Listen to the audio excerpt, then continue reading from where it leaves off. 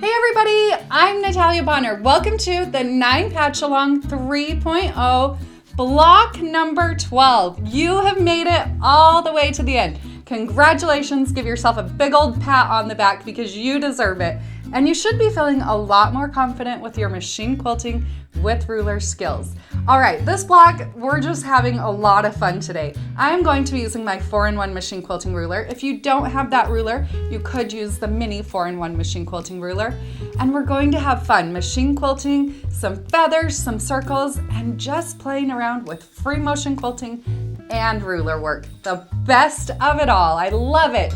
All right, I'm going to be doing all of my quilting here on my Gamble 22-inch machine, and I do have my stitch length set at 13 stitches per inch.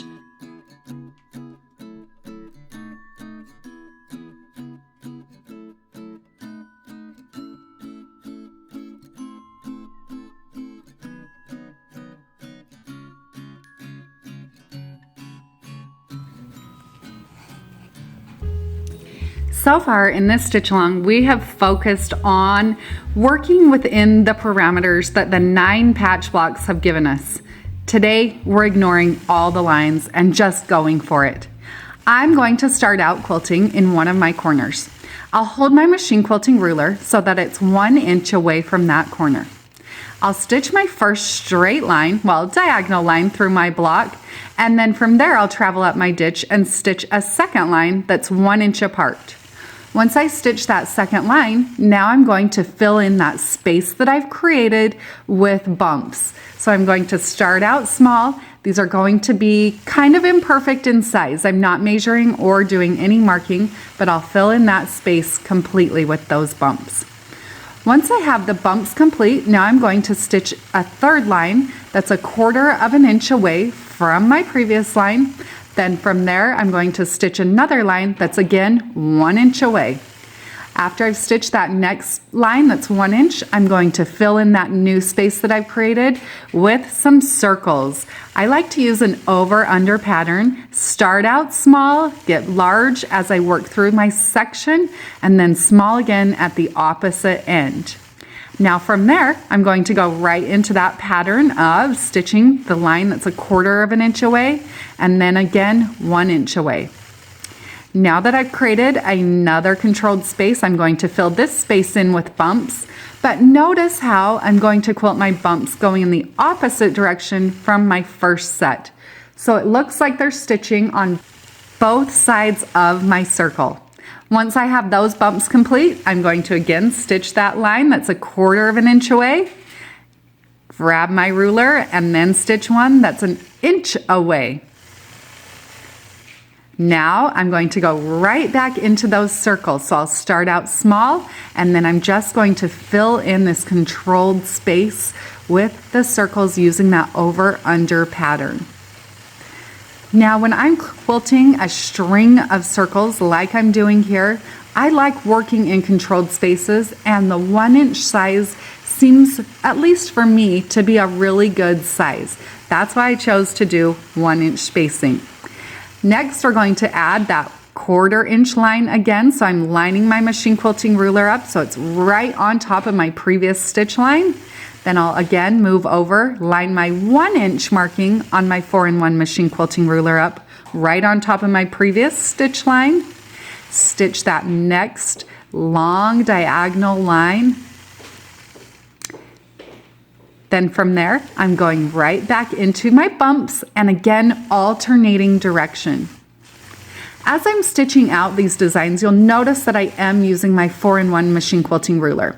You could use the mini 4-in-1 or the mini inside out as well to stitch out this design. However, I found that just working with a little bit longer ruler helps me create nice straight lines.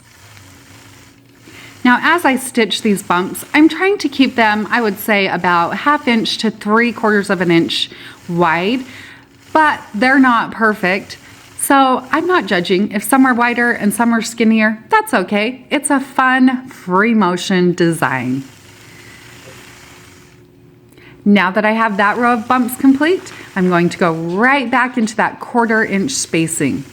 The reason that I add this 1/4 inch spacing instead of going right into another 1 inch space, I feel like because I'm using some pretty busy designs and some pretty heavy quilting on this block, leaving that little space, the 1/4 inch space unquilted, for me, I at least feel like it gives my eye somewhere to rest.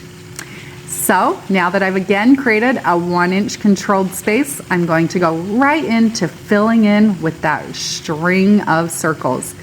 This is a design really, even though I'm quilting it here on a 9 patch, you could adapt this and quilt it in borders. You could quilt it really on a lot of different blocks, maybe a little bit more modern feel, but it's fun and it creates a lot of interest.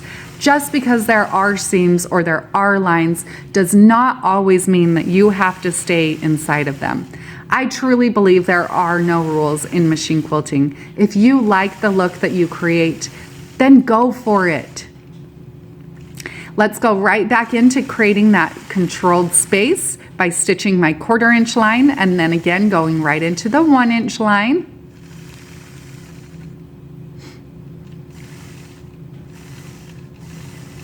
After I've created that, again, 1 inch controlled space, I'm going right back into the bumps, but again, I'm alternating directions on those.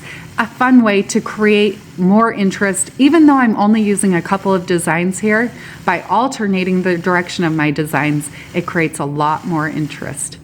So I'm going to continue repeating these patterns until I have filled in this block completely.